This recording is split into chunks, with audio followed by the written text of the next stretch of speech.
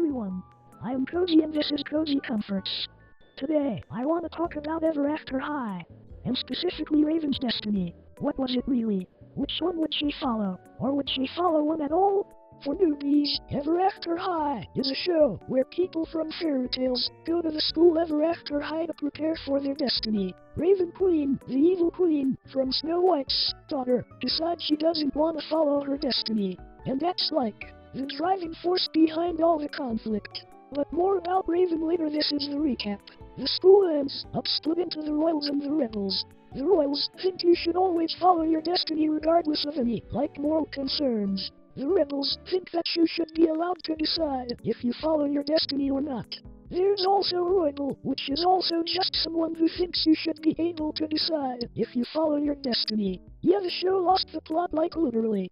In the show, Raven's always been the most vocal to not follow her destiny. But that's cause her destiny is genuinely awful for her. Why would she want to get imprisoned for eternity? Or poison one of her friends?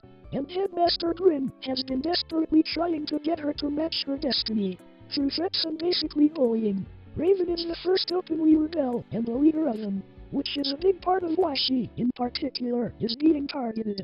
Also, that Headmaster Grim seems a bit obsessed with making sure the Snow White destiny happens for some reason. Recap's finally over. Yippee! Time for the series. A big theory I've heard is the swapped at birth theory, which I really like. Basically, Raven is actually Snow White's daughter and Apple is the evil queen's daughter. And if the show didn't get cancelled, Apple would have ended up doing the evil queen's destiny and Raven would have done Snow White's destiny. Or Raven would have tried to break free of the destiny thing. But who would wanna do that when it benefits them? There's a lot of evidence for this theory. I'm not gonna go in depth, but basically, the books. Yeah, I know, no one wants to have to read the books. But in them, Apple gets a lot of comments about her hair not being black like it should be in her destiny. Instead, she's blonde, like Teen Evil Queen. A lot of this theory is just hair colors, but that's still fun. Also makes sense why Grim is pushing it so much. He does not want to ruin his evil plan with Snow White and the evil queen to switch their kids. But you know, the whole Apple literally getting poisoned and completing her destiny thing puts a wrench into that.